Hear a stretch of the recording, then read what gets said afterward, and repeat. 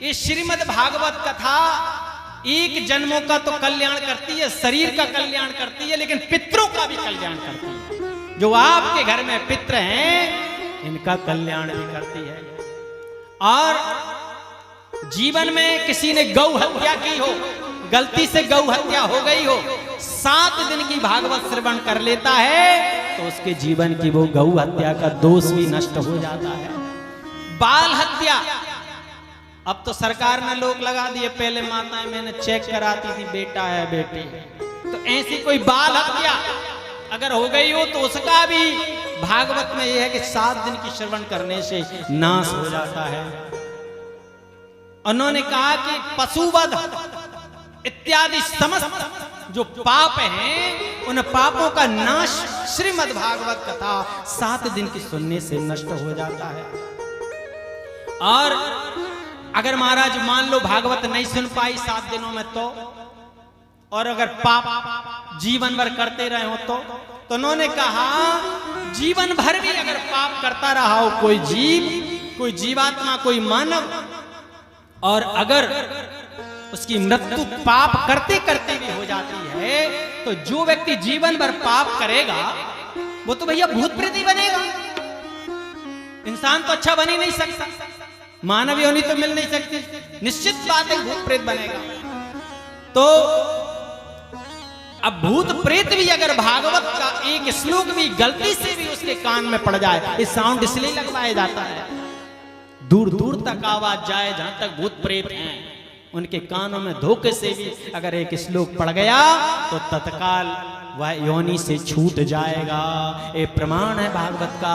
हमारे जीवन में ये छोटा सा जीवन है, छोटी सी उम्र है, लेकिन कई प्रमाण देखे हैं भागवत के, तो वह योनि से मुक्त हो जाएगा। नारद जी कहते नहीं जमी बात सरकार। कहले क्यों? अरे जीवन भर पाप करो, खूब बुराई करो लोगों की, खूब पड़ोसियों में बत्ती दो, दूसरों की जमीन जायदाद पे कब्जा करो, मर्डर करो, और एक बार 7 दिन की भागवत कथा सुन लो, सब पाप नाश हो गए, बात नहीं जमी।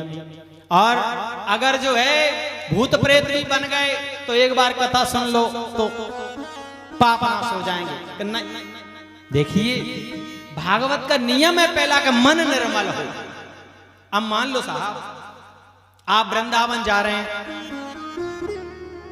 कल समिति वाले कह रहे थे, कुछ लोग इनमें से एक व्यक्ति कह रहे थे महाराज जी कथा के बाद तो हम वृंदावन जाएंगे।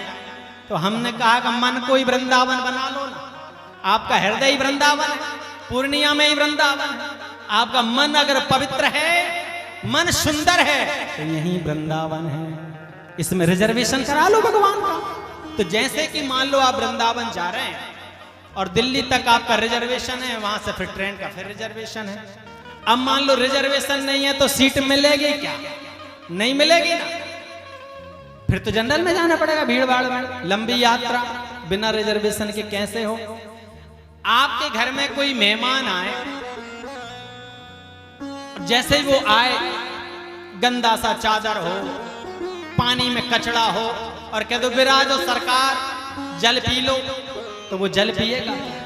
तो ऐसे ही हमारे हृदय में अन्य लोगों ने रिजर्वेशन करा के रखा हुआ है। काम, क्रोध, लोभ, मत्सर। एक साहब अग्रवाल साहब, एक मच्छर चल रहा है आजकल बहुत ज्यादा।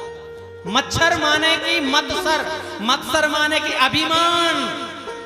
सुबह प्रातः काल का पता नहीं है कि देखेंगे कि नहीं देखेंगे सूर्य। प्लानिंग 7 वर्षों की, 20 वर्षों की, मैं ऐसा हूं, मैं वैसा हूं। ये मच्छर चल रहा है। तो भैया जब अभिमान हृदय में बैठा होगा, लोभ हृदय में बैठा होगा, तो भगवान कहां बैठेंगे? फिर हृदय में थोड़ी बैठ पाएंगे भगवान। चाहे वृंदावन जाओ और चाहे पूर्णिया जाओ, तो पहले हमारे मन को हमको पवित्र करना चाहिए।